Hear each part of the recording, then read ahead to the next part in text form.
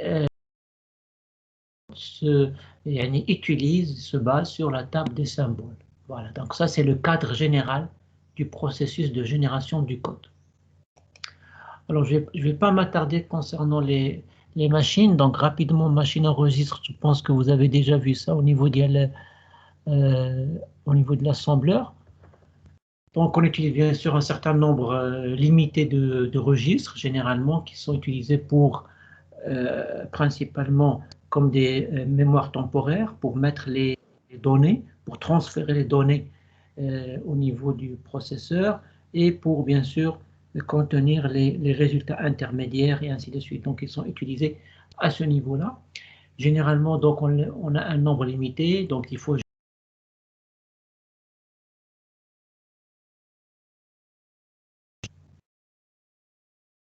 Est-ce que mon micro n'était pas allumé?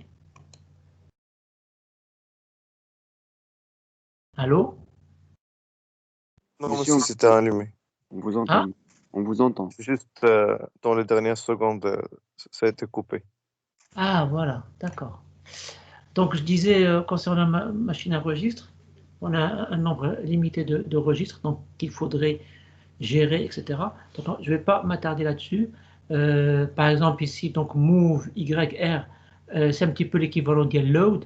Donc, on déplace le contenu de Y dans le registre R1, ou add R1, R2 à ce moment-là avec registre, comme vous voyez ici. Donc, on a deux arguments, deux registres. Donc, on ajoute R1 à R2. Ça veut dire que le résultat de l'addition, on va le mettre dans R2. Donc, encore une fois, parfois dans certaines versions, on a add R1, R2, R3. Ça veut dire qu'on va mettre le résultat dans un autre registre. Donc, ça dépend bien sûr des instructions. Et là, vous avez le move R2X, c'est beaucoup plus le store, c'est-à-dire que déplacer le contenu du registre vers une cellule mémoire avec l'adresse X. Voilà, donc bien sûr, il y a un problème classique, ce qu'on appelle l'allocation des registres et l'optimisation de leur utilisation. Je ne vais pas rentrer dans ce détail. Là, vous avez la machine à piles, nous avons déjà discuté de ça, donc je ne vais pas reprendre cette discussion. Voilà. Donc généralement, les machines à registre sont plus efficaces que les machines à piles.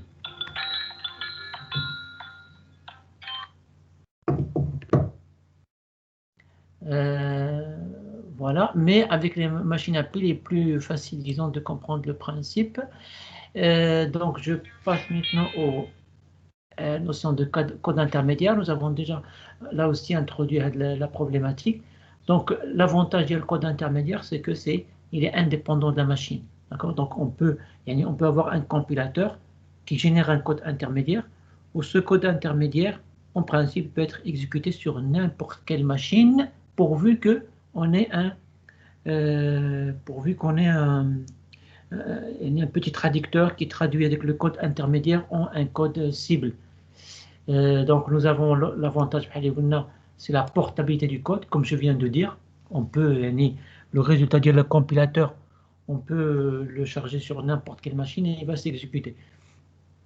Et aussi l'autre avantage, c'est que il suffit de développer des stratégies d'optimisation pour un seul code intermédiaire. Ça va nous donner un code cible intermédiaire optimisé, au lieu qu'on fasse la même chose pour chaque code cible final.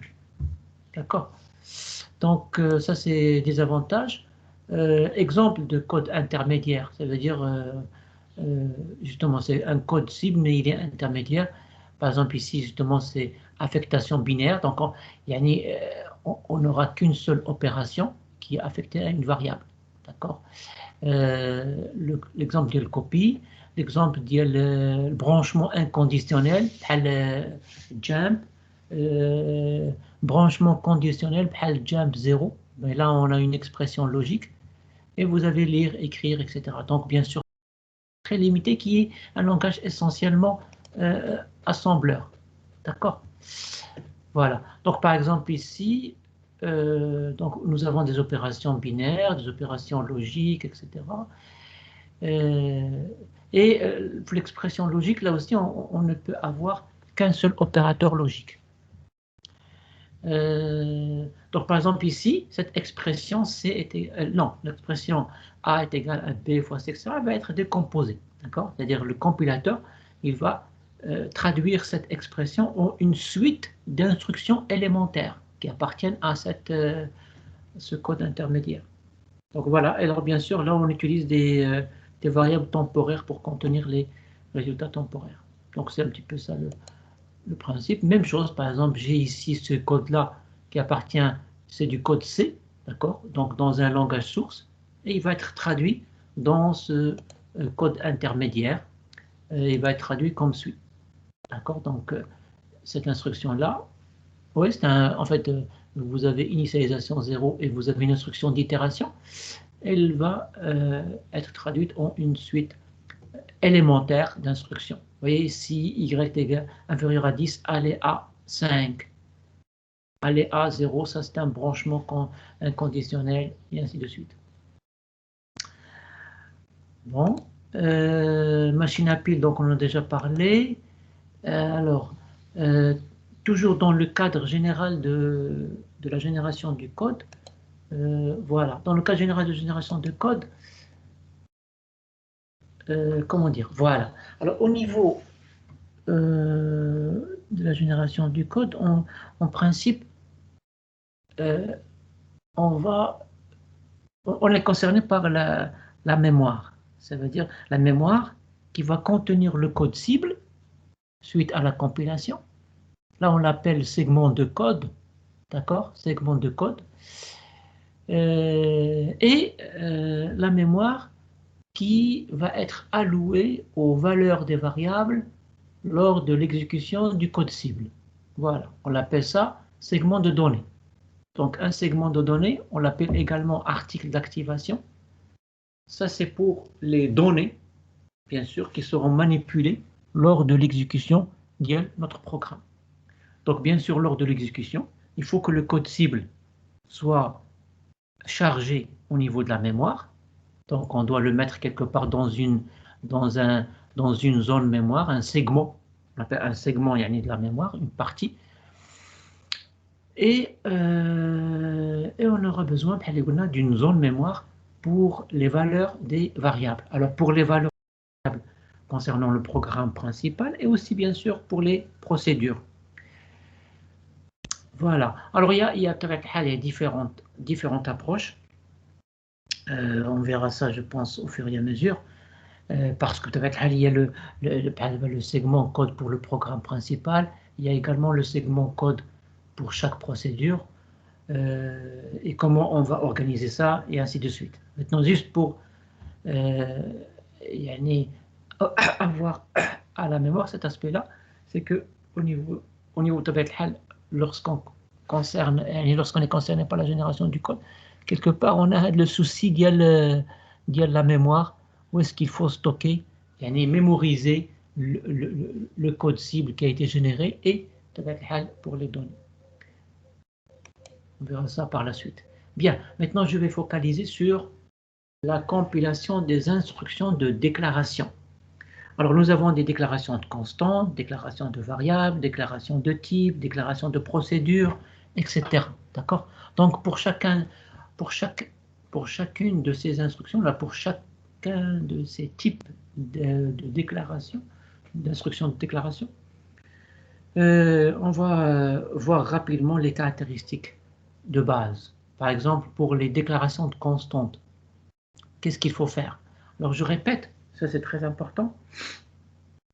Pour les déclarations, par exemple, déclaration de constante, déclaration de variable, déclaration de type de données, généralement, on ne va pas générer un code. Généralement, je dis bien, on ne va pas générer un code. On n'aura pas des instructions cibles qui vont être générées. D'accord? Nous avons dit que ce qui va se passer, c'est beaucoup plus suite à la traduction des instructions, on va remplir des entrées dans la table des symboles. D'accord? Donc la compilation des instructions. Parce que les instructions de déclaration nous donnent des informations sémantiques sur les symboles qu'on utilise. D'accord? Sur les identificateurs qu'on utilise. Et donc on va analyser ces instructions pour ressortir ces informations et les mettre dans la table. C'est ça le résultat de la compilation des instructions de déclaration. Donc, lorsque j'ai une instruction de déclaration de constante, par exemple C égale 23, par exemple, qu'est-ce qu'on fait? Alors bien sûr, on va analyser, on va faire l'analyse lexicale syntaxique. Donc je vais avoir l'identificateur C, je vais avoir égal, et je vais avoir 2, 3, qu'on analyse, on identifie comme étant un entier, comme étant une valeur entière. Alors, qu'est-ce qu'on fait? On va ajouter une entrée dans la table des symboles en précisant que C est un identificateur de constante et identifier le type de la constante, c'est un nombre, on peut le préciser dans la table comme on peut ne pas le préciser. Alors, identifier la taille et l'adresse relative. Oui, alors, ça, bon, ajouter une entrée, comme nous avons dit, pour l'identificateur dans la constante. Et alors, ce que je suis en train de dire ici, ça dépend de la manière dont on compile les instructions de déclaration. Il y a différentes façons de faire. La façon la plus simple, c'est on ajoute l'identifiant, on ajoute une entrée dans la table pour cet identifiant, on précise que c'est une constante. Et une approche, ce serait de tout simplement sa valeur, on va la mettre dans cette entrée.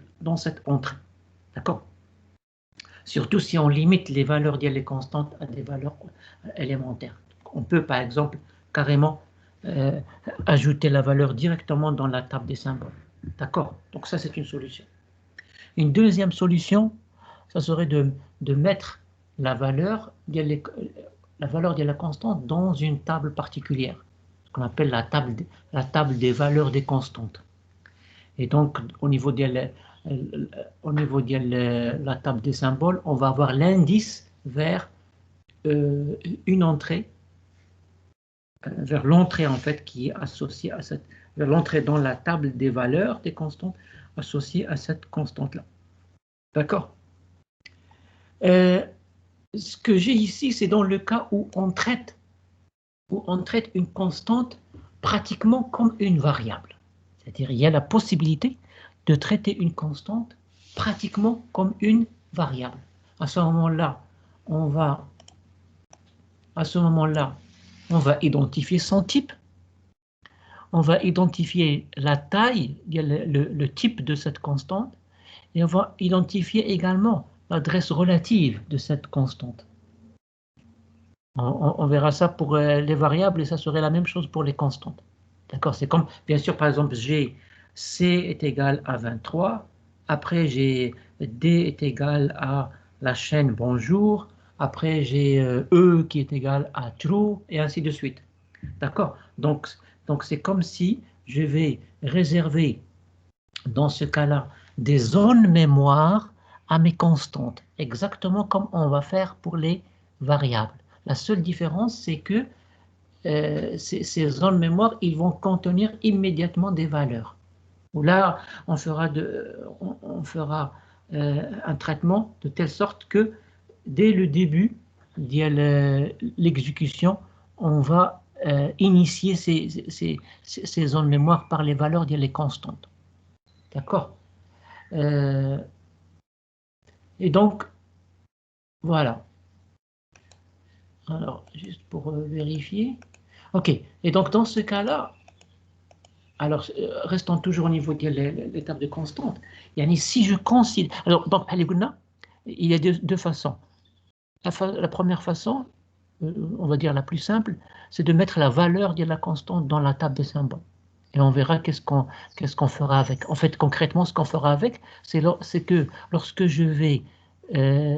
lorsqu'on va localiser l'utilisation de la constante dans le programme, on va tout simplement remplacer avec la constante par la valeur, par sa valeur, dans le code cible. D'accord? Voilà. L'autre façon, ça serait de considérer la constante pratiquement comme une variable.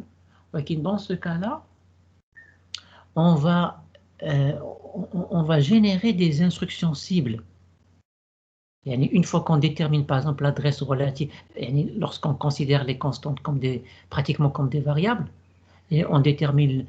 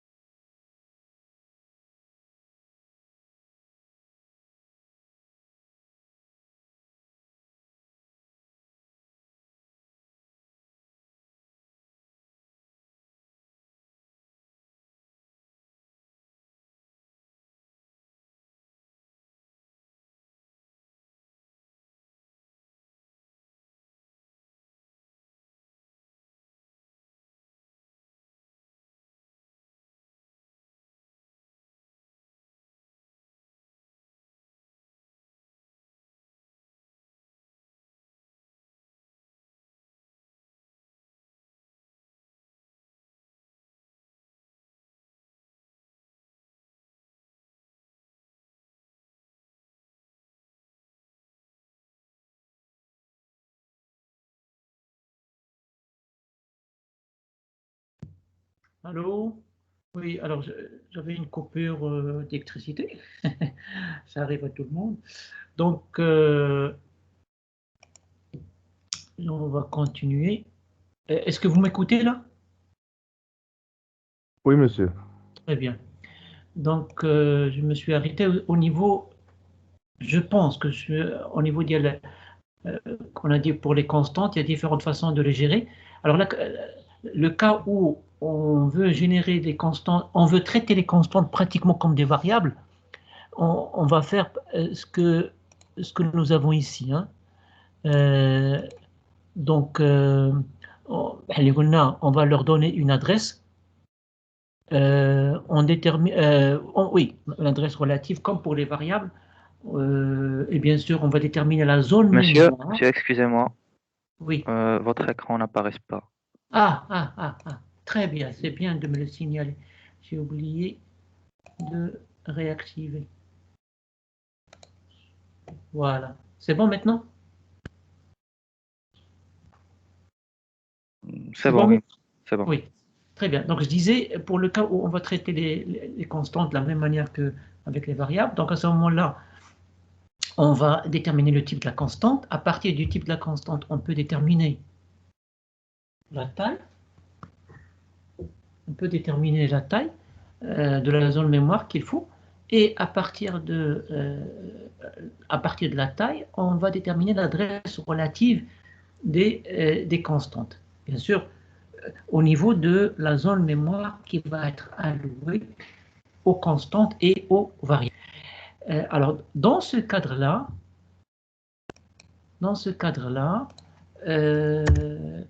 donc si on traite les constantes de la même manière que avec les variables, comme nous avons dit, ce qu'on va avoir, c'est que la seule différence à ce moment-là entre constante et variable, c'est les constantes vont avoir une valeur initiale, il faut gérer ça. 2, il faut gérer la contrainte qu'on ne peut pas modifier la valeur de la constante. D'accord? Alors cette contrainte-là, elle peut être vérifiée au moment de la compilation. Pour l'autre, il faut initialiser les constantes par les valeurs. Ce qu'on peut faire, c'est, dans ce cas-là, générer, chaque fois que j'ai une constante, comme au niveau de l'instruction de déclaration, je vais générer au début le code cible 2 instructions. Load C, et j'ai la valeur de la constante. D'accord? Et ensuite, je vais avoir store. Store, et j'aurai l'adresse de ma constante. D'accord? Voilà. Donc là, ça c'est l'équivalent de l'affectation de la valeur de la constante à la constante. D'accord? Qui a, à ce moment-là, une zone mémoire qui lui est réservée. Donc ça, c'est une option. L'autre option, comme j'ai dit, qui est la plus simple, c'est de mettre la valeur de la constante dans la table des identifiants, ou bien dans une table auxiliaire destinée aux valeurs des constantes. Et ensuite, au niveau de la compilation, lorsque je rencontre la constante dans une expression, je remplace directement l'identifiant de la constante par sa valeur. Bien sûr, je vais chercher la valeur de la table et je vais remplacer l'identifiant de la constante par sa valeur. À ce moment-là, on n'a pas besoin de tout le traitement que je viens de dire. OK. Ah oui, voilà. Donc, ce sont les 2 options que je viens de dire. Donc la constante, ou bien elle est substituée par sa valeur, ou bien on lui réserve une zone mémoire pour la constante. OK.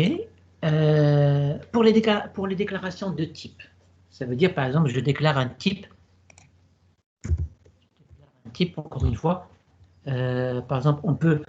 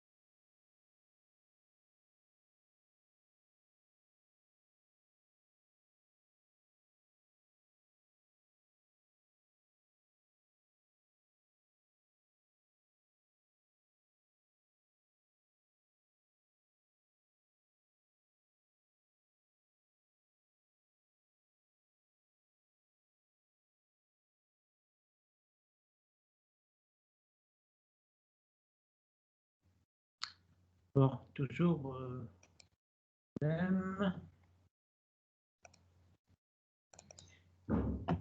Donc, je continue. Pour les déclarations de type, je disais, il y a des langages de programmation qui permettent de définir de nouveaux types, en plus des types prédéfinis qui sont offerts par le langage. Voilà, donc dans ce cas, par exemple, on peut dire type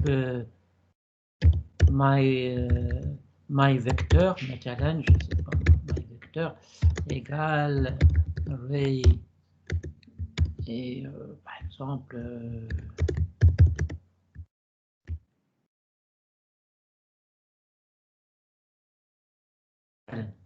d'accord.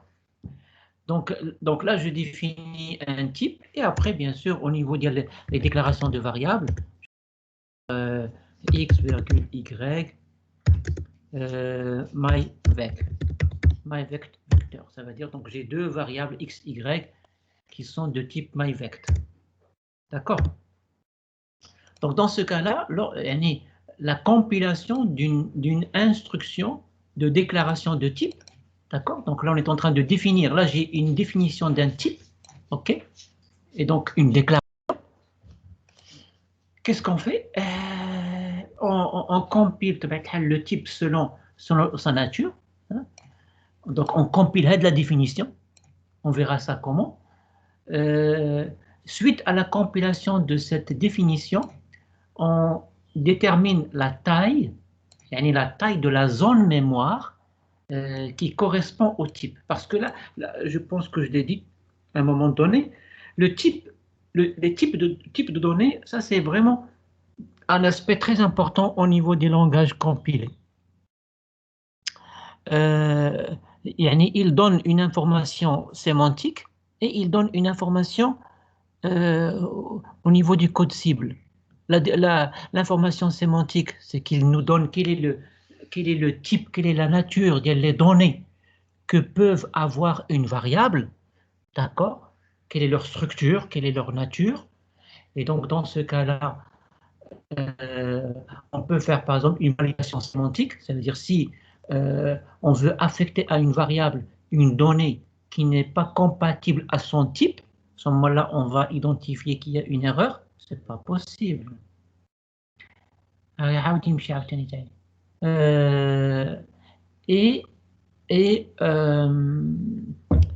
Et qu'est-ce que je disais? Voilà, ça c'est l'information. Et au niveau du code cible, c'est-à-dire c'est comme si je veux dire la compilation de la notion de type. Donc la notion de type au niveau du langage source, en tant que notion abstraite, elle nous donne le type de données que peut recevoir une variable là, qui peuvent être associées à une variable. Donc type de données, c'est essentiellement quelle est la nature de ces données-là, quelle est la structure des données. D'accord? Ça, c'est au niveau du langage source. Mais au niveau équivalent de ça, au niveau du langage cible, qu'est-ce que ça nous donne au niveau du langage cible? Ça nous donne, lorsque je traduis la notion de type de données au niveau du langage cible, au niveau du code cible, au niveau de la machine cible, ça lui correspond la notion de mémoire. Ça veut dire, la traduction d'un type me donne quelle est la taille de la zone mémoire qu'il faut allouer à une donnée le type هذا. D'accord? Par exemple, là, j'ai un vecteur. Donc on va déterminer quelle est la taille de la zone mémoire pour une instance de ce vecteur-là. D'accord? Parce que bien sûr, par exemple, x, c'est une variable de ce type-là. Donc, elle peut recevoir des valeurs, des vecteurs comme ça. Même chose pour y. Donc, je dois déterminer quelle est la taille de la zone mémoire qui va contenir les données de ce type. Voilà. Et donc, ça, c'est la taille. Et ça va me permettre également de déterminer quelle est la configuration, quelle est la structure de cette mémoire. Parce que, dans ce cas-là, cette donnée-là n'est pas une donnée élémentaire, c'est une donnée composée de plusieurs éléments. D'accord? Donc, il faut que je sache Yani, quelle est la structure de cette zone mémoire, où se trouve chacun de ses composants, etc. D'accord? Donc, c'est dans ce sens où la notion de type de données est très importante. Donc, au niveau de la compilation, on va déterminer la taille de la zone mémoire et on va déterminer la configuration, ça veut dire la structure de la zone mémoire qui va être allouée à toute donnée du type. D'accord? Parce que bien sûr, pour une variable x, par exemple, une variable x, à un moment donné, elle peut avoir une valeur, ça veut dire elle peut avoir un vecteur de 1 à 8 entier, à un autre moment, elle peut avoir une autre valeur, un autre vecteur de 1 à 8 entier. D'accord? Donc, les valeurs et les variables changent.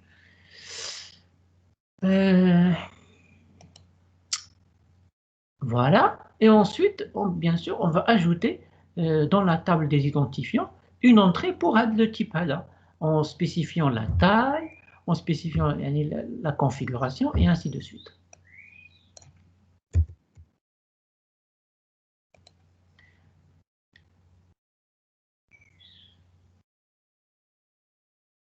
Voilà, donc il faut bien sûr rappeler que déterminer la taille de la zone mémorielle de type, ça, on va le faire au moment de la compilation, on ne va pas le faire au moment de l'exécution.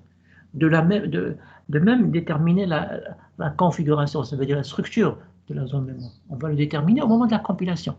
Mais on détermine quelle est la taille et la configuration de la mémoire, mais on ne va pas allouer au moment de la compilation la mémoire pour ce type de données. D'accord? L'allocation de la mémoire ne se fera pas au moment de la compilation. Elle se fera au moment de l'exécution. C'est lorsqu'on aura besoin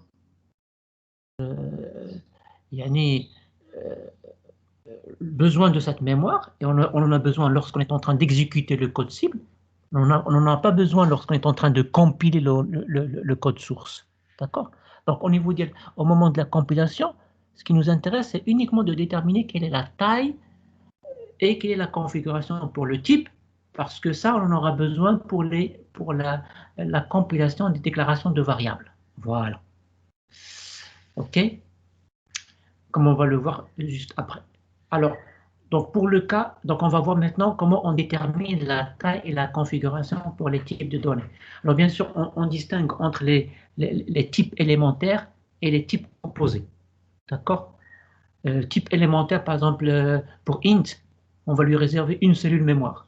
Pour un réel, 2 cellules mémoire. Pour un caractère, une cellule mémoire. Pour un booléen, une cellule mémoire. D'accord? Pour un string, généralement, il est implémenté comme un vecteur de caractère. Donc, on va le considérer comme tel. OK. Pour le cas d'une table à n dimensions, ça c'est un type composé. Et le cas d'un enregistrement, un record, une structure, on verra ça par la suite. Voilà. Donc, on passe maintenant à la compilation d'une... Alors, avant de voir ça, je vais revenir à ici. Alors, concernant votre TP, moi, je vous suggère de considérer...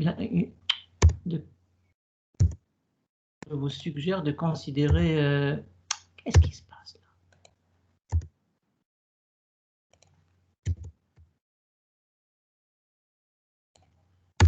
Voilà.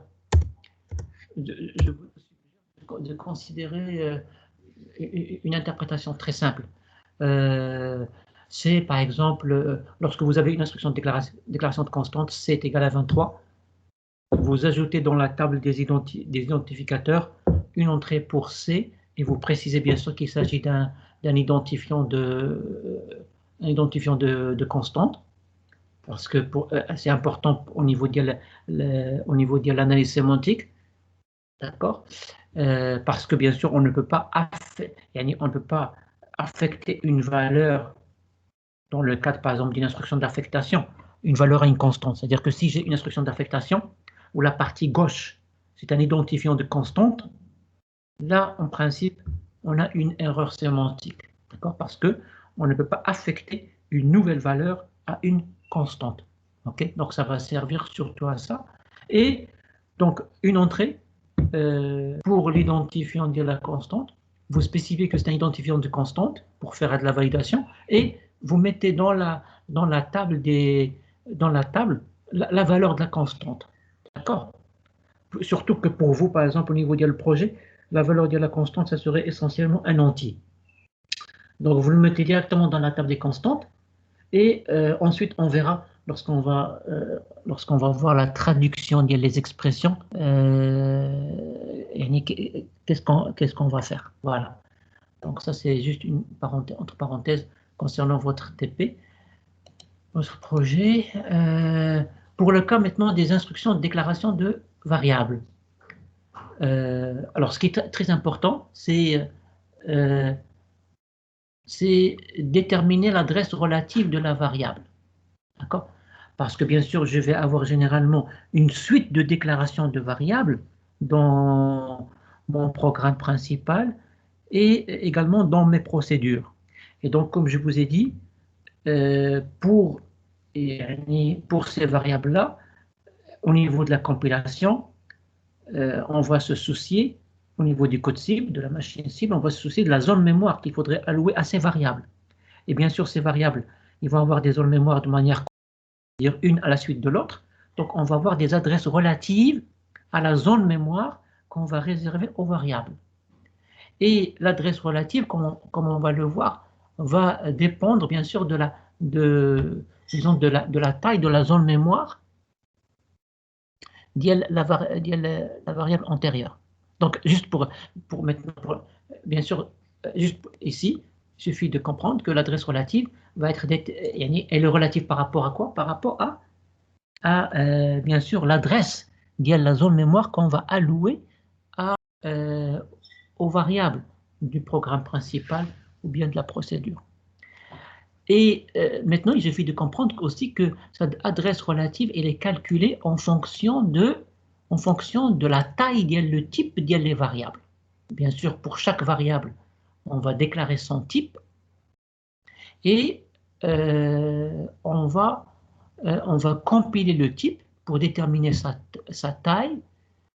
Et cette taille-là, on va l'utiliser, comme on va le voir, pour déterminer l'adresse relative des variables. Voilà.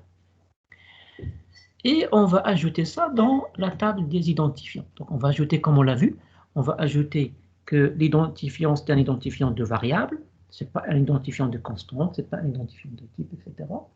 Et on va ajouter son adresse relative, etc. OK. Qu'est-ce que je voulais dire? OK, voilà. Ensuite, de la même manière, concernant votre TP, là aussi, qu'est-ce qu'il faut? Par exemple, si j'ai dans votre TP var x2.in, par exemple, ça va impliquer quoi? Ça va impliquer que je vais ajouter une entrée dans la table des identifiants, x, et je vais préciser que c'est un identifiant de variable, et on va, à partir de on va déterminer l'adresse relative de la variable, comme on va le voir par la suite. Donc, c'est très simple. Alors, il y a peut-être l'option qu'on spécifie une valeur initiale à la variable. Ça, on ne va pas vraiment la considérer au niveau de votre projet. C'est vraiment, si quelqu'un veut l'ajouter, bon, c'est un... Mais je veux dire, dans le cas où, par exemple, on précise une valeur initiale, par exemple, comment on la traite? On la traite comme ce que je viens de... Comme on l'a fait au niveau des constantes. Ça veut dire que au début, il y a le programme, il y a le code cible, d'accord? Un load C78 ou un store adresse X pour sauvegarder avec la constante dans la zone mémoire pour la variable. OK. Alors, pour la déclaration de procédure, la déclaration de fonction, qu'est-ce qu'on fait? Dans un premier temps, on traduit les déclarations des paramètres. Ça veut dire, bien sûr, ce qui vient entre parenthèses. Déclaration des paramètres, bien sûr, principalement, on spécifie les types des paramètres et généralement aussi, on spécifie le mode. Est-ce que c'est était un transfert par valeur ou la par adresse, etc. On détermine également le nombre de paramètres. Ça, c'est important. On traduit le corps de la procédure. Alors, le corps de la procédure, il peut être composé de instructions de déclaration et instructions de contrôle, qui correspondent au corps de la procédure. On traduit le type de la fonction, ou le cas où il s'agit d'un type, et on va ajouter une entrée dans la table des identifiants qui va contenir, bien sûr, les informations que nous avons déjà vues lorsqu'on a parlé de la table des symboles et lorsqu'on a parlé de la structure des entrées pour les procédures et les fonctions. Très bien. Donc ça, c'est en gros ce qu'on aura au niveau de la traduction des instructions de déclaration.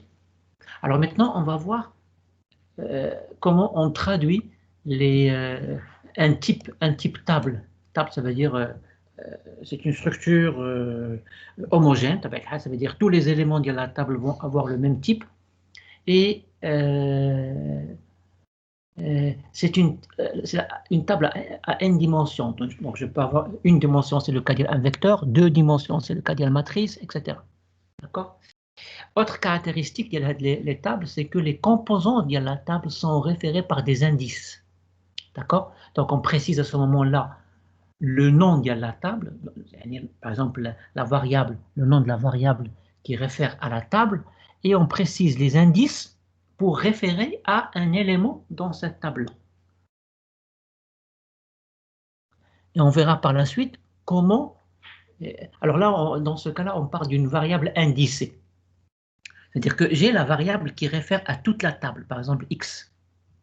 D'accord? Par exemple, j'ai la variable x qui réfère à toute la table. Mais si je veux référer à un élément de la table, par exemple x1, i plus j, k, par exemple. Là on appelle ça une variable indicée, avec 3 indices. Et cette variable indicée, elle réfère à un élément dans la table. D'accord?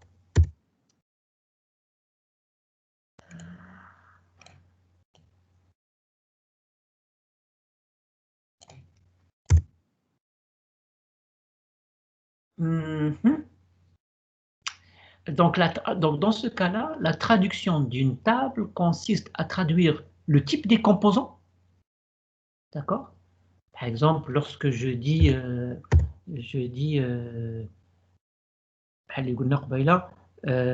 my tab égale array مثلا 1, 2, 8 of type. Alors ça, c'est type, c'est le type des éléments de la table. D'accord? Donc, on va traduire un type. D'accord? Dans la traduction d'une table consiste à traduire le type des composants. Ça, c'est important parce que la traduction du type des composants, il va me donner, entre autres, la taille de la zone mémoire pour chaque composant. D'accord? Et à partir de là, je peux déterminer la taille de la zone mémoire pour toute la table, pour tout le vecteur dans ce cas-là. OK?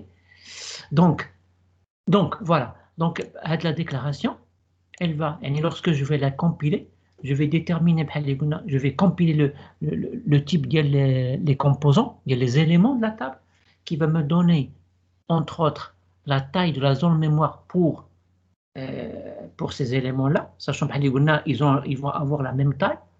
Je vais, à partir de cette déclaration, on est capable de déterminer le nombre des éléments qui sont dans cette table-là, à partir, bien sûr, les dimensions. Et à partir du nombre, il y a les éléments, à partir de la taille de la zone mémoire pour chaque élément, on est en mesure de déterminer la taille de la table en entier. Voilà. D'accord?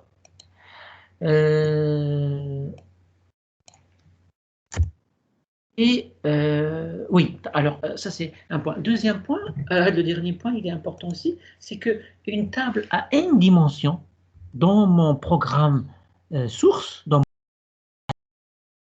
on peut utiliser, on peut travailler avec une matrice, on peut travailler avec, je ne sais pas comment vous appelez ça, lorsque nous avons trois dimensions, une table, comment on appelle ça. Donc, on peut travailler avec des tables à n dimensions au niveau du langage source, d'accord? Mais au niveau du langage cible, au niveau du code cible, au niveau de la machine cible, cette table à n dimensions, on va la traduire à une table à une dimension. Ça veut dire on va avoir un seul vecteur, une dimension, un vecteur, d'accord? Donc, c'est comme si on va aplatir. Elle dit que la table à n dimensions, on va l'aplatir à une table à une dimension. Voilà.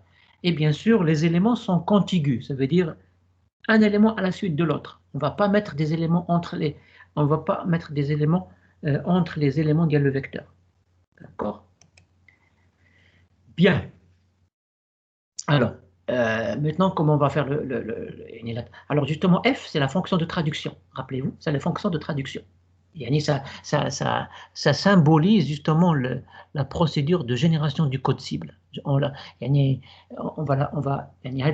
fonction de traduction, de génération du code cible, on la symbolise par la fonction f. Donc, je lui donne ici une table à n dimensions. Vous voyez, dimension 1, dimension, etc. Là, deux types, n'importe quel type. Dimension, c'est borne inférieure, borne supérieure. Voilà. Donc, et là, en fait, c'est ce qu'on a justement ça, c'est ce que on va appeler un concept source. C'est-à-dire que cette table à une dimension, c'est un concept source. C'est un concept. C'est le concept de table à une dimension dans mon langage source. Comment je vais le traduire? Au niveau du code cible, au niveau du langage cible. Donc, sa traduction correspond à, dans un premier temps, traduire le type des éléments, c'est ce qui est représenté par ça, et ensuite, faire cette multiplication pour déterminer la taille de ma table. K, voilà, K fois T me donne la taille de la table. Avec K, c'est le nombre d'éléments dans ma table. Comment il est déterminé ce nombre d'éléments? Il est déterminé par cette formule. C'est la différence des bornes de la dimension 1 multipliée par la différence des bornes de la dimension 2, etc., jusqu'à multiplié par la différence des bornes de la dimension n. La différence des bornes, c'est la borne supérieure moins la borne inférieure plus 1. OK? Voilà, donc K fois T va me donner la taille... Non, pardon, T ici va me donner la taille du type des composants, ou K fois T va me donner la taille de toute la table. Voilà. Alors ça, ce calcul, alors déjà, calculer le nombre des éléments d'une table, on peut le faire au moment de la compilation. Pourquoi? Parce que lorsque je spécifie une dimension, la borne inférieure, la borne supérieure, généralement, dans la plupart des langages, ce sont soit des valeurs, soit des identifiants de constantes. D'accord? Donc, si j'ai des identifiants de constantes, je vais immédiatement chercher la valeur de ces identifiants de constantes et j'aurai donc la valeur de la borne inférieure et la valeur de la borne supérieure pour chaque dimension. Et donc, je peux faire de la différence et je peux faire la multiplication au moment de la compilation. Et au moment de l'analyse lexico-syntaxique, d'accord, sémantique, il y a l'instruction de déclaration de type. Ça veut dire que je parcours, j'ai le mot-clé table, ensuite j'ai le crochet ouvert, je vais analyser une dimension. C'est quoi une dimension? C'est généralement dimension, je vais avoir borne inférieure, 2 points, borne supérieure. Avec borne inférieure, borne supérieure, ce sont بحال اللي قلنا يا إما deux entiers أو لا ou bien يا إما entier ou la constante, d'accord? Donc on va reconnaître un entier ou une identifiante constante, on reconnaît deux points, on reconnaît un entier ou une constante. Une fois que je suis ici, je peux faire le calcul de la différence des bornes, donc la borne supérieure moins la borne inférieure plus 1, d'accord? Et alors, au fur et à mesure que j'analyse mes dimensions, bon, au fur et à mesure, je mets à jour la valeur de la multiplication, d'accord? Voilà, c'est ce qu'on va faire. Donc, on va avoir une variable qui va contenir, au fur et à mesure, on met à jour la valeur de la variable en multipliant sa valeur par la nouvelle dimension, parce que c'est cumulatif. D'accord? Voilà. Donc, lorsque je vais arriver à la fin, lorsque je vais avoir le crochet fermé, j'aurai la valeur de cette formule, de cette multiplication cumulative. D'accord?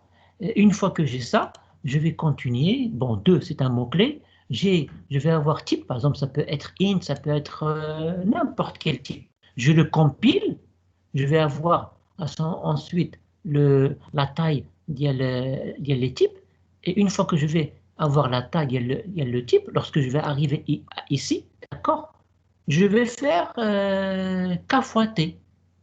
K, c'est le type, la taille égale le type, c'est déjà déterminé, ou la taille, on vient de la calculer.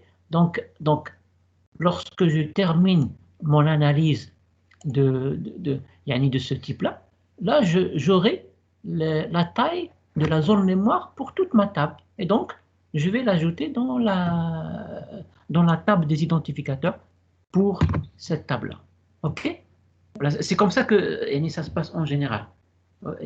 On fait l'analyse lexicale, syntaxique, sémantique, et, et au niveau de la compilation, par exemple, de ce type de structure, on va déterminer tout de suite au moment de la compilation, on va déterminer la taille, on va ajouter cette valeur-là dans la table des identifiants.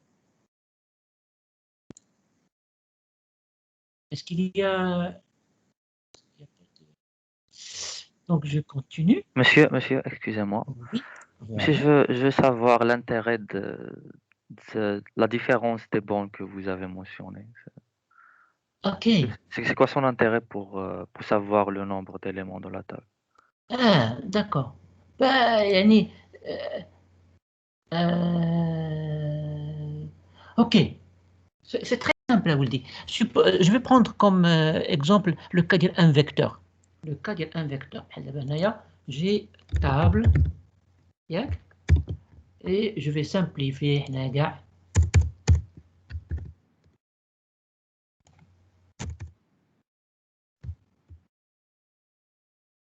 Voilà. Alors,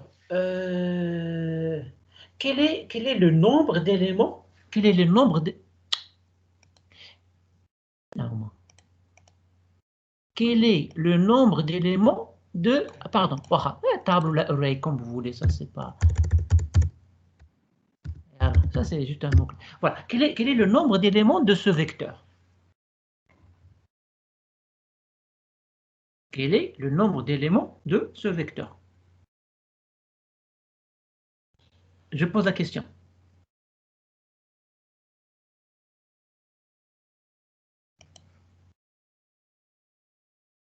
Oui, il est. Quel est le nombre? Hein? 8. Voilà. 8 moins... Qu'est-ce qu'on fait? 8 moins 1 plus 1, en général. Borne supérieure moins la borne inférieure plus 1. Oui, il dit la formule. Donc, quel est l'intérêt des bornes? Quel est l'intérêt de la différence des bornes? C'est pour calculer le nombre d'éléments vecteurs. Et pourquoi? Vous m'excusez d'un instant?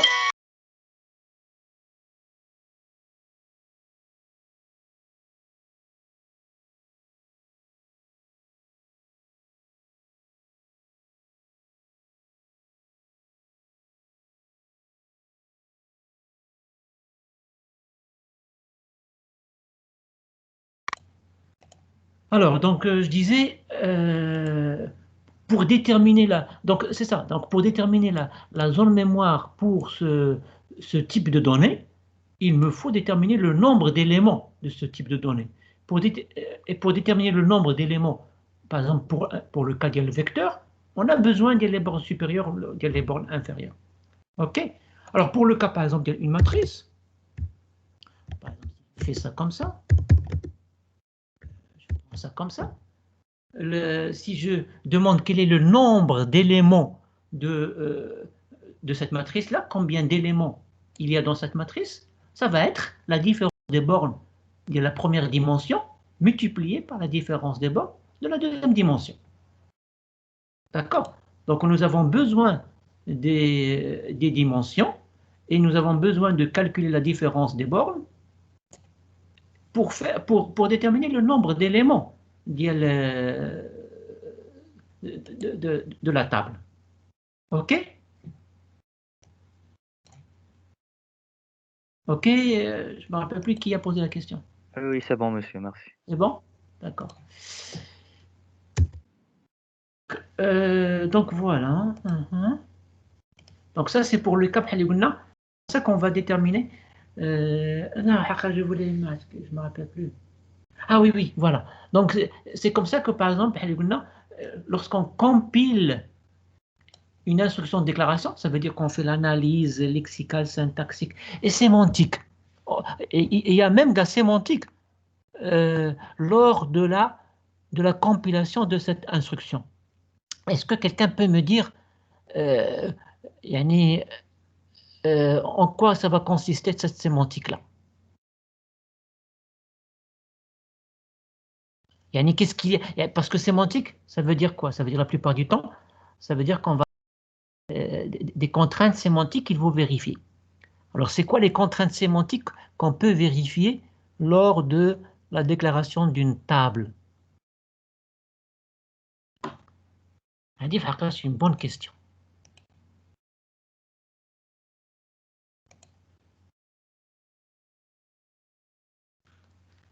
Aïcha, Aïcha Al-Qasmi. Aïcha,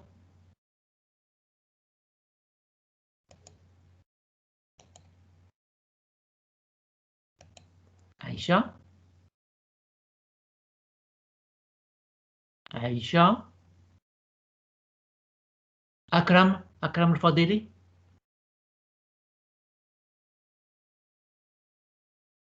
Bon, on a plusieurs personnes qui sont absentes dans ce cas-là.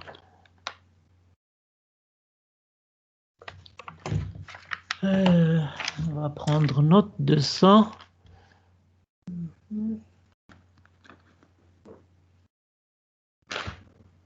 Monsieur, Oui. Akram, il a répondu dans la partie de Ah, conversation. Akram, oui, Akram. Ok, Akram, pas de problème. Tu peux me répondre justement, par conversation. Donc, je posais la question, quels sont les types yani, lors de la compilation d'une instruction de déclaration de table comme ça, au niveau de l'analyse sémantique, qu'est-ce qu'on peut vérifier?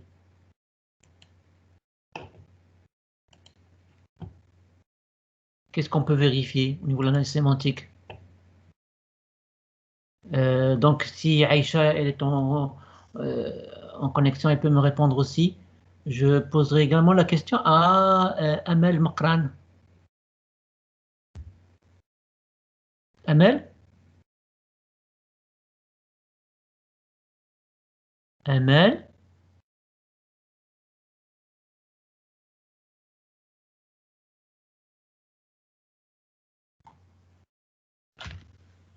Donc, Aïcha. Amel? Bon. Des présents absents. Oui, monsieur. Ah, d'accord. Donc, j'attends une réponse de votre part.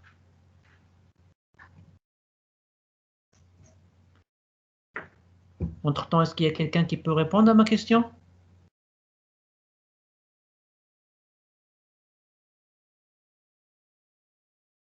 Monsieur, on doit vérifier la compatibilité des types. Compatibilité des types. Quel type, Aouldi? Salah Par ad-Din. exemple, pour les éléments de la table, ils doivent être de même type déclaré. Ah, ouais, lors de cette déclaration de type, voilà, tout ce que je spécifie, c'est juste que je spécifie juste le type des éléments. On va les comparer par rapport à quoi? Je dis voilà les types des éléments. Les types des éléments le vecteur, ça va être des entiers.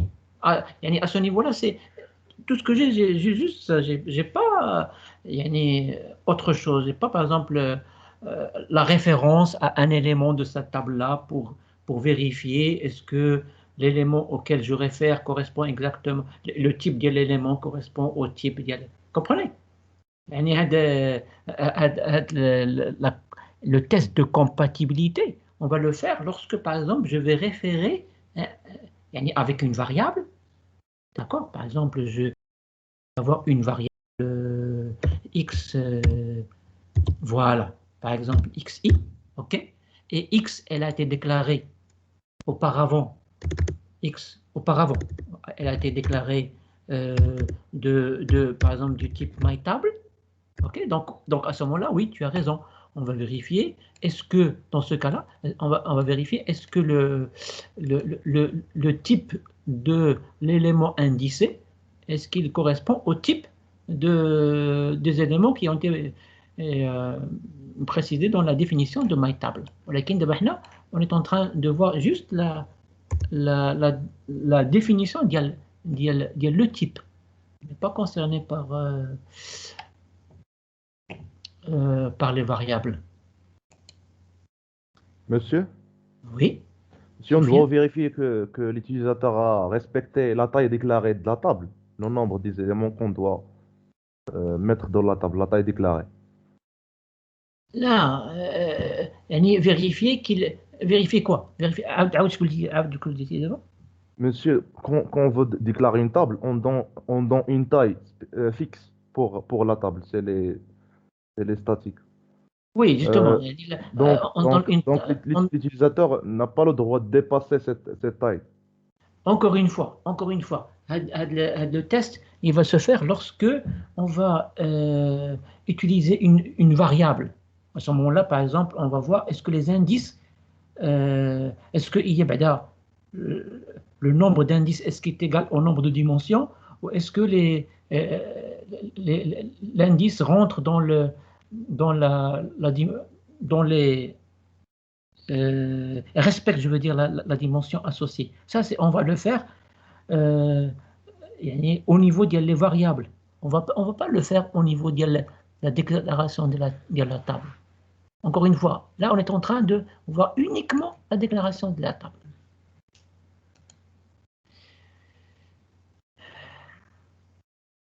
OK. Bon. Ici, ce qu'on peut faire au niveau sémantique, c'est... qu'est-ce que j'ai dit? J'ai dit qu'au niveau d'une dimension, on spécifie la borne inférieure et la borne supérieure. Alors, le test sémantique qu'il faudrait faire à ce niveau-là, c'est tout simplement vérifier que la borne supérieure est supérieure à la borne inférieure. C'est-à-dire, par exemple, si dans la déclaration de ma table, chose comme ça,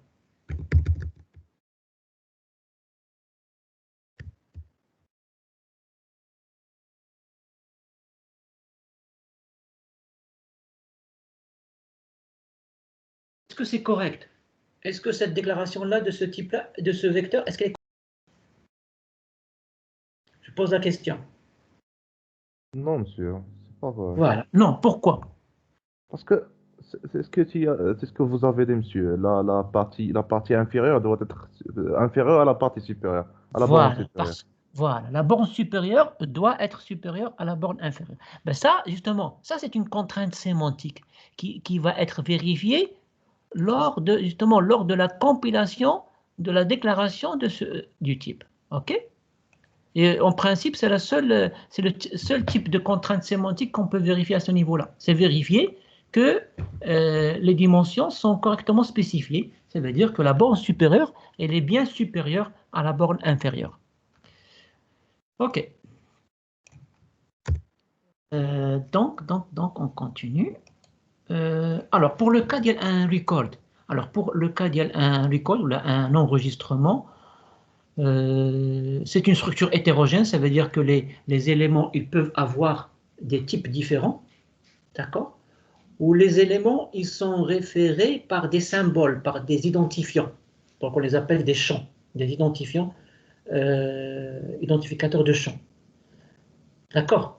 Et en fait, dans ce cas-là, le traitement d'un record, il est similaire au traitement d'une section de déclaration de variables. D'accord? Bon, ça, c'est surtout au niveau des langages comme Pascal, où généralement, il y a la contrainte que les déclarations des variables soient dans une même place. Contrairement, par exemple, à C, où les déclarations peuvent être éparpillées dans le code, n'est-ce pas? Par contre, au niveau d'IL Pascal, il y avait la contrainte, en fait c'était pédagogique, que au niveau des déclarations de variables, il faut les mettre dans une seule section. Toutes les déclarations des variables, le programme principal, doivent être, disons, au début. D'accord? Par exemple, on va dire quelque chose comme ceci. Si je me rappelle bien, var x2.y, non, x2.int, virgule yz, deux points réels, deux points char, etc. D'accord? Donc ça, toutes les déclarations de variables, on va les mettre dans la section déclaration de variables. Donc là, elle commence la section de déclaration de variables, c'est avec le mot-clé var. D'accord? Et ce que je dis, c'est que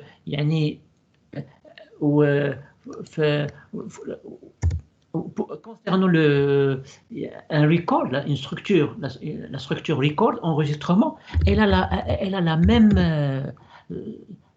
même construction, la même structure, pratiquement la même signification.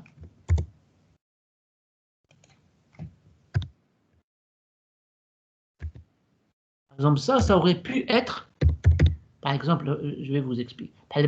J'aurais pu, par exemple, dire var, je déclare une variable R, maintenant, voilà, R, cette variable R, elle est de ce type-là.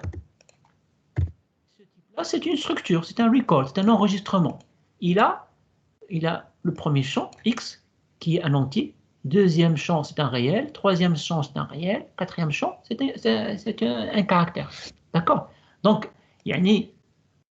un record, c'est l'équivalent d'une section de déclaration de variables. C'est la même chose. D'accord? C'est le même principe. Par exemple, voilà, le même principe. Là aussi, les champs, c'est comme s'ils sont des variables, mais uniquement dans le contexte de record. Voilà. Donc, à ce moment-là, la traduction F, la traduction de ce type-là, ce type de données, qui est donc hétérogène, hétérogène parce que les éléments sont de types différents. À ce moment-là, pour chaque élément, il faut spécifier son type de manière explicite, puisqu'ils peuvent avoir des types différents. Donc la traduction, donc généralement, on va avoir des déclarations de champs, des déclarations de champs. Et comme j'ai montré ici, je peux avoir une déclaration de champ, ça serait, je vais avoir un seul champ, ou bien je peux avoir plusieurs champs qui ont la même variable. Et ça, on peut le rencontrer également dans les déclarations de variables. D'accord? Donc, traduire un record correspond à traduire chaque déclaration de champ. D'accord? Donc, traduire par exemple que le champ 1, il est de type 1, traduire le champ 2 de type 2, et ainsi de suite. D'accord? Et traduire une déclaration de champ correspond à traduire le type et traduire l'identifiant. Et là, en fait, traduire une déclaration de champ, c'est exactement la même chose que la traduction d'une déclaration de variable. Donc, on compile le type d'IL le champ pour avoir la taille d'IL le type et l'identifiant de la variable, c'est essentiellement déterminer l'adresse relative de la variable. D'accord? Donc en fait, justement, la traduction des identifiants des champs, ça va leur correspondre des adresses relatives. Et bien sûr, la traduction le recall, ça va nous donner en fait la taille de toute la zone mémoire qu'il faut allouer à ce recall-là, à cette structure. Et donc, à l'intérieur de cette structure, à l'intérieur de cette zone mémoire, on va avoir des zones pour chaque champ. Et on va avoir des adresses relatives qui correspondent ça va correspondre en fait à la traduction des identifiants des champs. Oui, voilà. Alors, les deux vont conduire à l'ajout d'entrée dans la... Ah oui, voilà, bien sûr. Donc on va ajouter une entrée, bien sûr, pour le recall dans la table des symboles, et on va ajouter aussi une entrée pour chaque identifiant de champ, hein, comme on l'a vu au début. Pour chaque identifiant de champ, on va ajouter une entrée. Et bien sûr, éventuellement, on va ajouter également une entrée pour chaque type. Et surtout s'il ne s'agit pas de type élémentaire. Et là aussi, on va déterminer la taille de la zone mémoire pour le recall. Et la taille de la zone mémoire pour le recall, c'est la somme des tailles, des types des champs. Voilà. Et donc là, c'est cumulatif. Par contre, maintenant, au niveau d'une table à n dimensions, on va le faire d'un seul coup. D'accord? Par contre, au niveau d'un enregistrement, puisque les champs peuvent avoir des types différents, donc il faut parcourir les déclarations des champs, une après l'autre, traduire les types, ou à chaque fois chercher la taille et les types et faire la sommation. Donc c'est un travail, bien sûr, supplémentaire par rapport au niveau des cordes. Alors justement, pour calculer l'adresse relative des champs, alors là, on va le voir pour les identifiants des champs, et c'est exactement la même chose que pour les identifiants de variables. Exactement la même chose. Donc ici, on va commencer avec l'adresse relative pour la zone mémoire pour les recalls. Donc on va utiliser une variable ADR, d'accord? On l'initialise, disons, à l'adresse relative pour la zone mémoire. Et on va avoir une boucle pour i allant de 1 à n, en fait, selon les champs qu'on va avoir, d'accord? Premier champ, deuxième champ, troisième champ, etc. Et qu'est-ce qu'on va faire? C'est très simple. L'adresse relative pour un identifiant,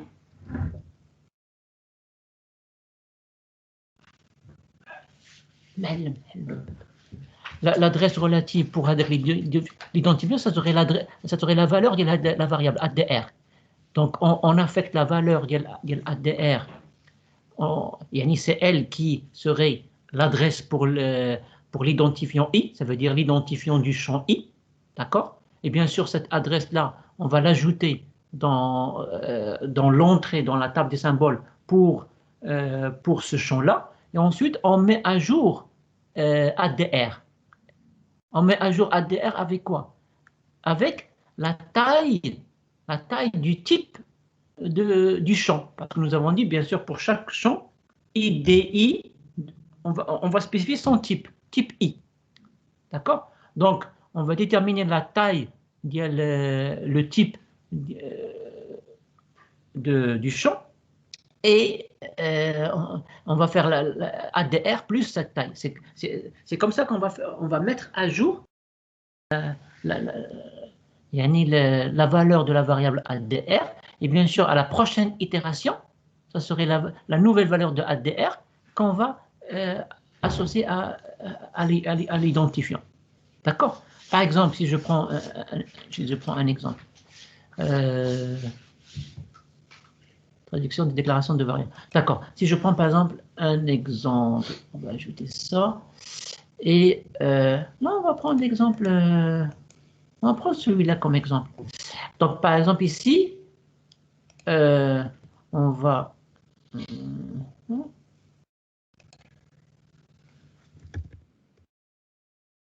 Au début, par exemple, je vais avoir avec la variable, on va avoir la variable ADR. Donc, ADR, je vais dire comme ça, ADR au début.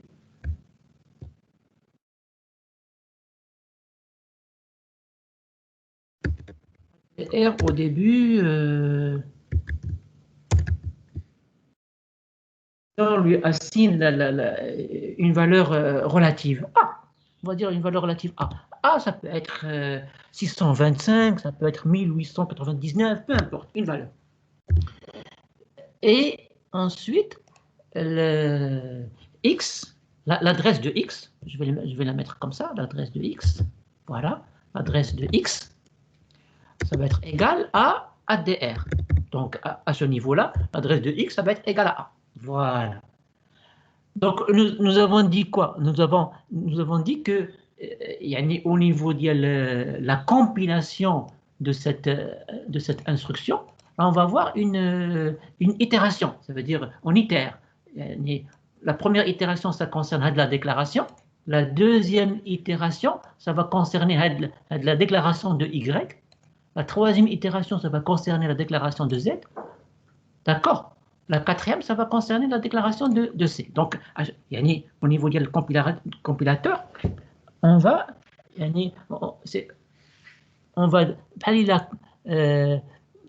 décompresser la suite des déclarations des champs. D'accord? Ça va être comme une suite justement de déclarations de champs, une à la suite de l'autre. Donc, dans le cadre de la boucle qu'on vient de voir. OK? Donc, la boucle, elle va suivre, en fait, elle va se faire lors de l'analyse d'une déclaration de ce type-là. Vous voyez que l'analyse, c'est une boucle qui consiste à compiler chaque déclaration de champ. D'accord? Donc, lorsque je suis à ce niveau-là, j'aurai une itération qui va me permettre ça, et ensuite, je vais mettre à jour ADR. N'est-ce pas? Je vais mettre à jour ADR. ADR, ça serait quoi? Ça serait A plus la taille de la zone mémoire de int. Alors, nous avons dit que int, c'est une cellule, donc c'est 1. Voilà. Donc, maintenant, ADR, elle est mise à jour, c'est A plus 1. Alors, lorsque j'arrive au niveau de la traduction de la déclaration de Y, ADY, voilà, ADY est égal à, l'adresse de Y, c'est ADR. L'adresse de Y, maintenant, c'est ADR. Donc, c'est quoi? C'est A plus 1. D'accord? Adresse de Y. Et tout de suite, ça va être parce que tout de suite, je vais... Donc, qu'est-ce qu'on fait au niveau de chaque itération, chaque boucle? Qu'est-ce qu'on fait? On fait deux choses. On détermine l'adresse et on met à jour ADR. On détermine l'adresse, on met à jour ADR. Donc, on met à jour ADR.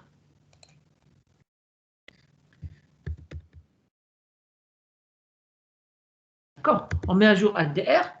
Donc, ADR, c'est quoi? C'est A plus 1. C'est A plus 1 plus quoi? Plus la taille de la zone mémoire pour un réel. Donc, nous avons dit que la zone mémoire pour un réel, c'est 2. Donc, c'est 1 plus 2. Voilà. 1 plus 2, ça veut dire je vais avoir 3. Voilà. Donc ADR, maintenant, c'est A plus 3. Alors, OK. Donc, on va faire la même chose pour Z. Z est égal à quoi? Z est égal à A plus 3. Okay. On met à jour ADR. Plus 3 plus 2. Donc, j'aurai A j'aurai la valeur A plus 3, n'est-ce pas, qui est plus, l'adresse d'un réel, c'est 2. La zone mémoire pour un réel, c'est 2. Donc 3 plus 2, ça fait 5. Voilà. Maintenant, ADR, c'est A plus 5. Alors, je viens ensuite à ici. L'adresse de C, c'est 5.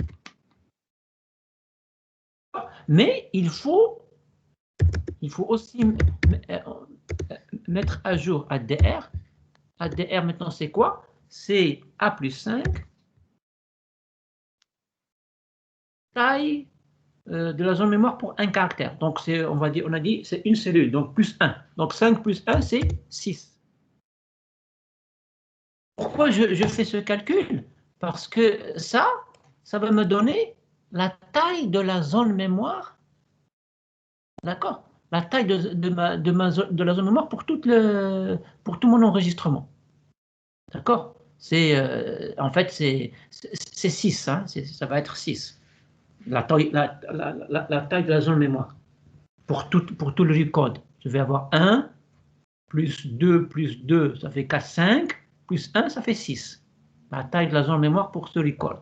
D'accord? Donc, 6, c'est la taille de la zone mémoire pour ce record.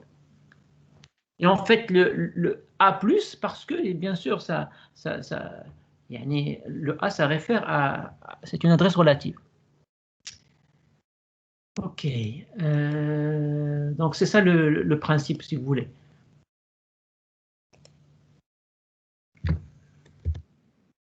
Alors, maintenant, pour la déclaration de variable. Pour la déclaration de variable, c'est exactement la traduction dit? La section des déclarations de variables. La traduction d'une section de déclaration de variables, c'est la même chose que la traduction d'un record. D'accord? Donc, traduire une suite de déclarations de variables, d'accord? C'est traduire chaque déclaration de variable et bien sûr, utiliser le code pour déterminer les adresses relatives pour chaque identifiant. Voilà, donc c'est exactement le même principe. C'est quoi ça? Ah oui, pour la traduction d'une déclaration de procédure, déterminer la taille. Oui, alors ici, on doit. Je pense que nous avons déjà parlé de ça. Constitution d'une table. Ah oui, c'est vrai.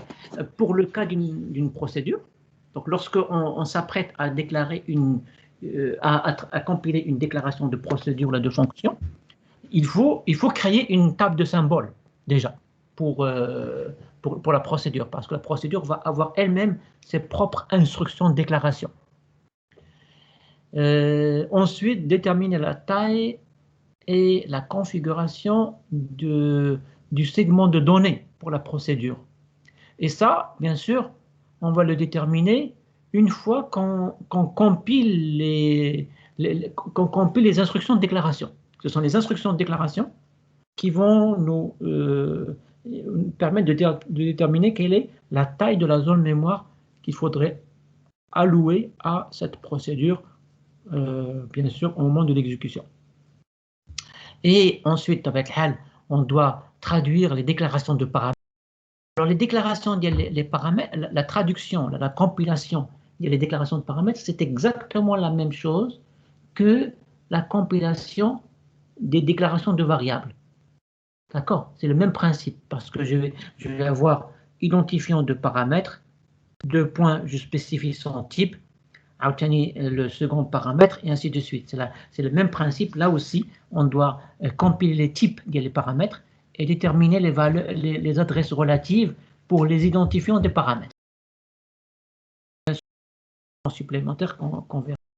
Parce que les paramètres, en plus d'être des variables locales à la procédure, ils jouent également le rôle d'interface, de communication entre la procédure appelante et la procédure appelée. Voilà. Donc, donc, lors de la compilation, on compile déclaration des paramètres, on calcule le nombre des paramètres, combien de paramètres il y a, et ainsi de suite. Et bien sûr, on va compiler le code de la procédure ou de la fonction. Donc, en gros, c'est ça ce qu'on fait au niveau des les instructions de déclaration. Voilà, donc ça, on verra ça par la suite. Donc, je vais fermer ça. Et on va passer maintenant à... Est-ce qu'il y a des questions? Est-ce qu'il y a des questions? Des remarques, questions, n'importe quoi, avant de passer à la traduction des instructions de contrôle? Est-ce qu'il y a des questions concernant les instructions de la compilation des instructions de déclaration? OK. Donc, alors attendez, il faut que je... on va voir si ça bloque. OK. Donc, je vais passer par là. Voilà. OK. Alors, maintenant, pour la compilation des instructions de contrôle. La première chose, on va s'occuper de la traduction d'une expression. Ça, c'est important parce que l'expression, c'est vraiment le... Pardon.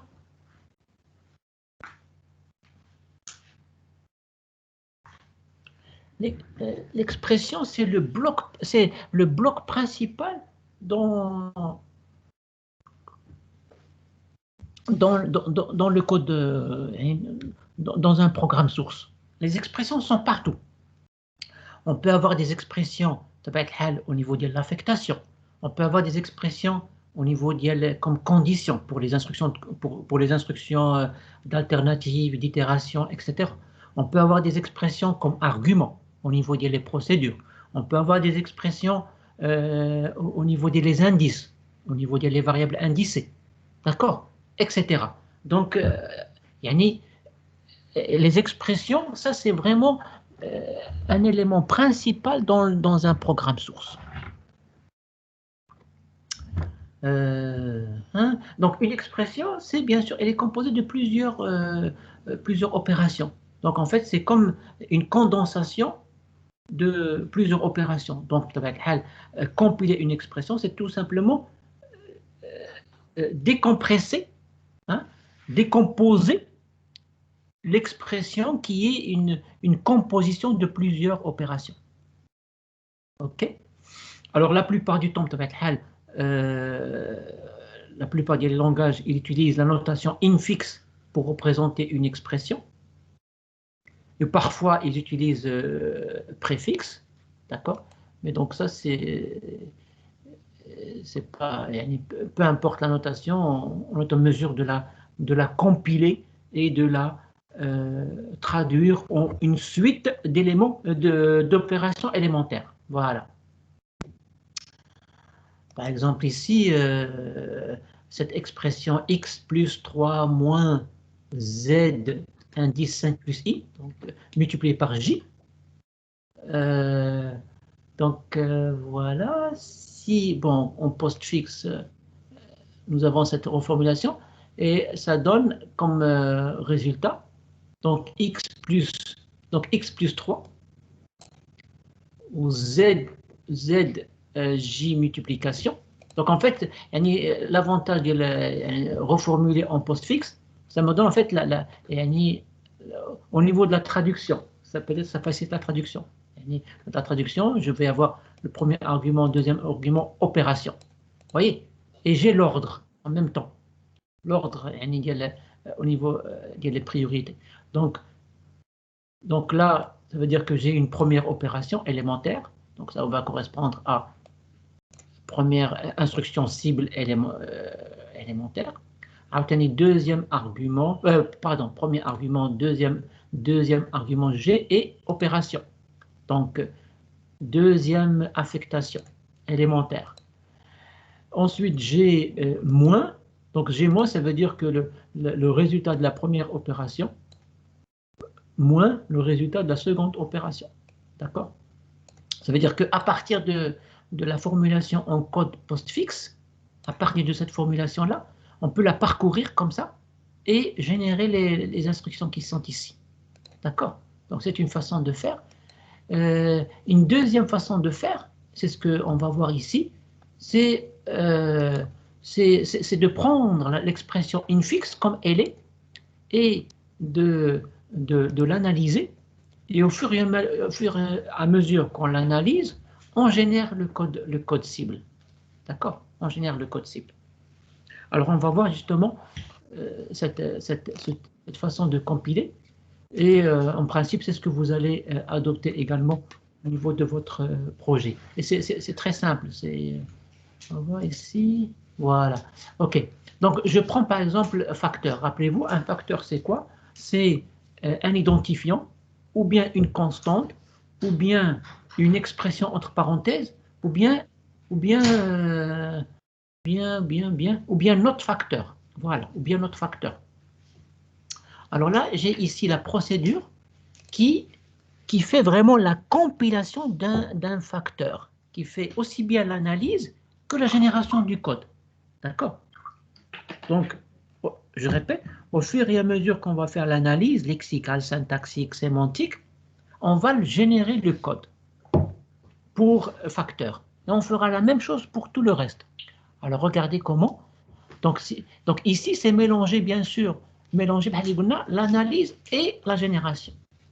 Donc, if type unité est égal à ident, donc ça, c'est vraiment au niveau de l'analyse lexico-syntaxique. Then, begin, alors là, donc si on a un identifiant, alors là, on va générer une instruction cible. Ça veut dire quoi, générer une instruction cible? Ça veut dire qu'on va ajouter dans ce qu'on appelle le VIC, le vecteur des instructions cibles. Alors le VIC, le vecteur des instructions cibles, bien sûr, c'est un vecteur qui va être utilisé par le compilateur pour mettre les instructions cibles qu'on va générer.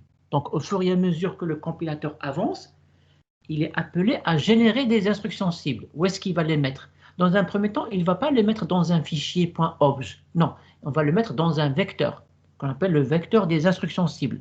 D'accord? Et donc là, j'ai cette fonction, cette procédure très élémentaire. Je lui donne une instruction cible, justement le nom, il y a l'opération cible, ou généralement une adresse, un argument, au cas où elle a un argument.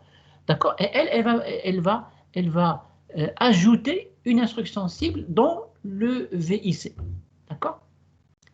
Donc ici, elle va ajouter une entrée, load, ça peut être par exemple 34. Voilà. Et donc là, en fait, ce vecteur-là, le VIC, ça serait donc un vecteur d'instruction cible. À un moment donné, lorsqu'on a parlé de l'interpréteur, une instruction cible, dans ce cas-là, elle est composée de deux éléments, l'opérateur et l'opérande, dans le cas où on travaille avec une machine à piles. Et elle peut ne pas avoir d'opérande, comme par exemple add, mul, div, on a vu qu'ils n'ont pas d'opérande. Là, dans le cas, il y a load C, store, jump, etc. Ils ont une opérande. D'accord? Donc, elle va mettre, par exemple, ici, cette instruction cible, elle va l'ajouter dans le VIC. Ça va être un nouveau élément dans le VIC. OK? Voilà. Donc, je répète, c'est ça, le côté génération du code. Donc, lorsque je rencontre un identifiant, au niveau du facteur, je génère de l'instruction heady, et c'est quoi générer de l'instruction? C'est tout simplement l'ajouter dans le VIC, ajouter cette instruction dans le VIC. OK? Et on continue. Lire unité, c'est pour avancer la lecture. Donc là, on est au niveau de lire unité, on appelle donc l'analyseur lexical. En fait, l'unité, rappelez-vous la procédure principale de l'analyseur lexical. Sinon, si le type de l'unité courante, c'est une constante, ça veut dire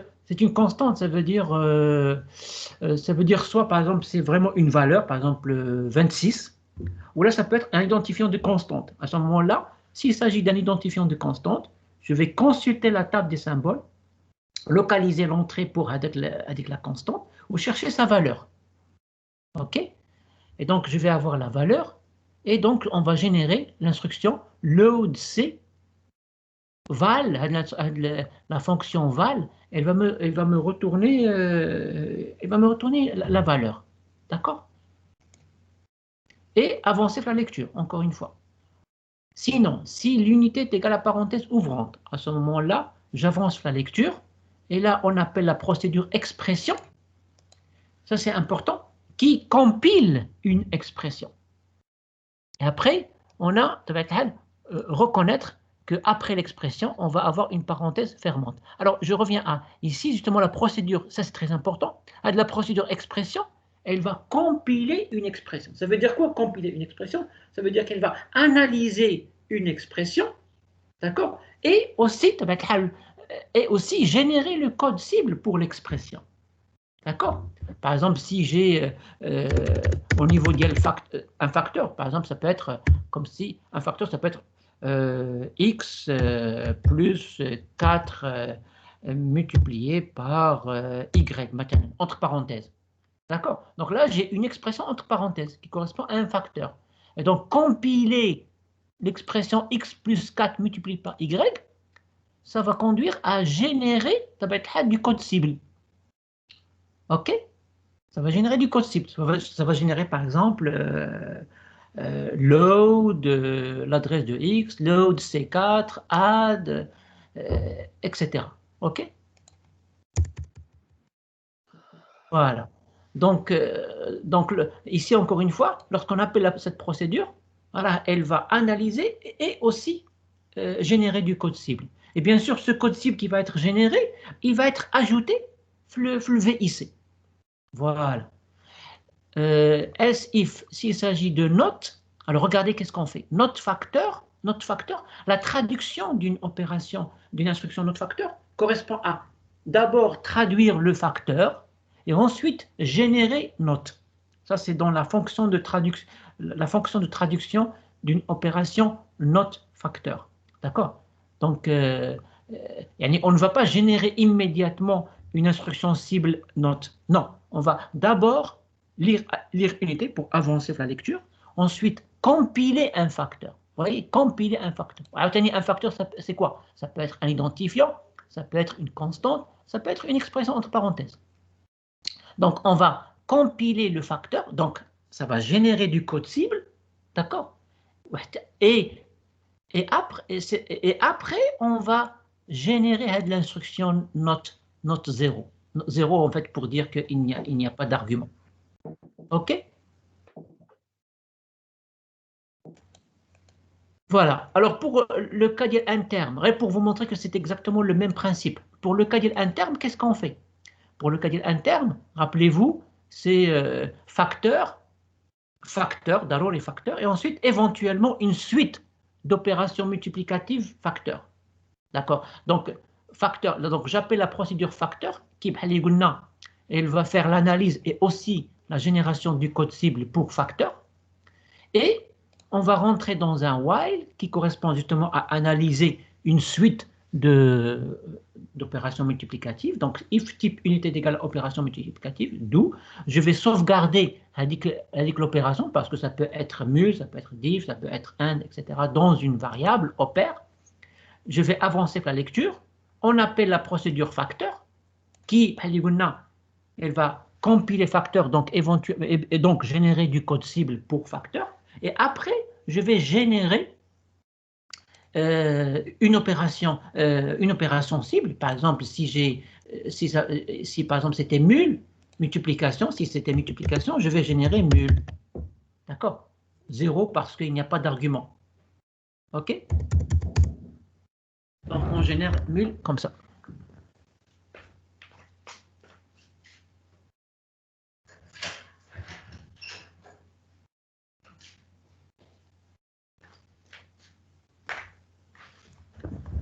Donc voilà, ça c'est pour terme. On va avoir exactement le même traitement pour les. Donc ça c'est terme, on va avoir exactement la même chose pour simple expression. C'est exactement la même chose. Et on va avoir exactement la même chose pour expression. Rappelez-vous, expression, c'est ou bien simple expression, ou bien, voilà, ou bien simple expression, suivie d'une opération relationnelle, suivie de opération. D'accord?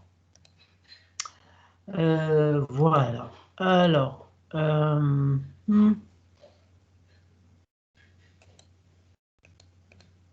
voilà. OK. Donc c'est ça, c'est ça, c'est ça.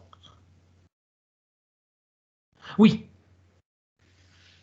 Alors, ce qu'on vient de voir, la traduction d'une expression, on a vu ça. OK. Là, je vais. Voilà. On a vu ça. Le cas ici, il y a un identifiant. Et ça, c'est le cas. Ici, c'est un identifiant de variable. Donc, à ce moment-là, on va chercher l'adresse de la variable. Vous voyez, on va chercher l'adresse de la variable. On la cherche de où? La table des symboles. La table des symboles, on localise l'entrée pour la fonction addr. Justement, qu'est-ce qu'elle fait? Elle est très simple. Elle va chercher dans la table des symboles une entrée pour l'identifiant, pour cet identifiant de variable qui va être dans la variable unité, et elle va chercher l'adresse relative. Voilà. Et ensuite, on va générer l'instruction load avec l'adresse relative. OK. Mais ça, c'est uniquement pour le cas de variables simples.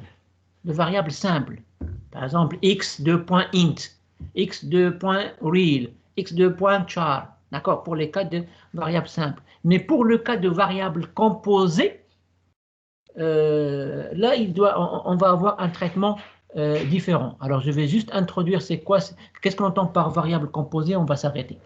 Donc ici, généralement, variable composée, ça peut être soit une variable indicée, comme par exemple ici, ça c'est une variable indicée. D'accord?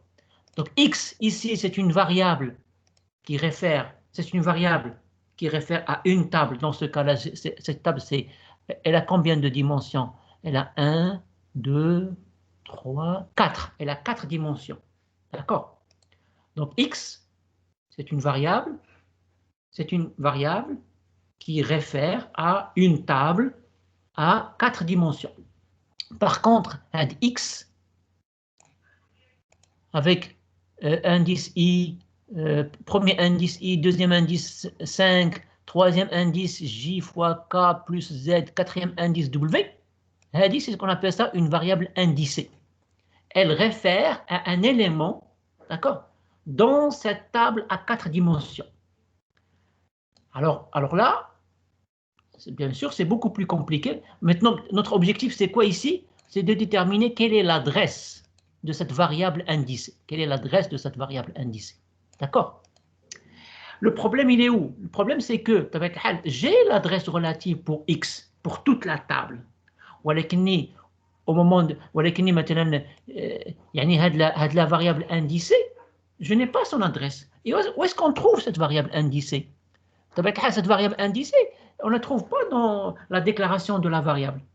D'accord? On la trouve dans une expression. Dans une expression, je peux avoir une variable indicée comme ça. D'accord? Par exemple, je pourrais avoir dans une expression 1 plus x indice i1 multiplié par n'importe quoi, par 34 divisé par z. Maintenant, voilà. Ça, c'est une variable indicée. D'accord? Voilà, on la trouve généralement, bien sûr, dans le cas d'une expression, ou là, je peux la trouver, par exemple, comme membre gauche d'une affectation. D'accord? Peu importe. Donc, dans ce cas-là, il faut que je détermine son adresse, parce que son adresse n'est pas donnée, ou là, on ne peut pas la calculer immédiatement, comme le cas lorsqu'on déclare une variable dans une instruction de déclaration de variable. Il faut qu'on la calcule. Voilà, donc c'est ça le problème. De la même manière, par exemple, si j'ai alors là, c'est beaucoup plus le cas où on a la possibilité d'avoir des imbrications de record, des imbrications de structure. D'accord? C'est-à-dire, j'ai une structure. Dans cette structure, peut être lui-même une structure. Donc, qui va contenir des champs, et ainsi de suite. Je peux avoir vraiment une imbrication de structure à n niveau. Et je veux localiser un champ dans cette imbrication de structure. Par exemple, ici, justement, j'ai une imbrication. En fait, je réfère au champ W qui se trouve dans la structure, dans le record V, qui est lui-même un champ dans un autre record, et ainsi de suite. D'accord? Donc, comment déterminer l'adresse de cette variable, on appelle ça une variable de champ. OK? C'est ce qu'on va voir la prochaine fois, Inch'Allah. Donc, je pense que samedi va nous suffire pour compléter cette partie-là et voir aussi la traduction les programmes composés, c'est-à-dire les programmes qui sont composés de plusieurs procédures. OK? Donc, voilà. Est-ce qu'il y a des questions avant de terminer? Donc, je répète, on n'aura pas de séance demain. Je pense que ce n'est pas nécessaire. Jeudi, Inch'Allah, on aura, je pense, assez de temps pour terminer. Espérons qu'il n'y aurait pas de coupure d'électricité. Est-ce qu'il y a des questions? Rapidement, là,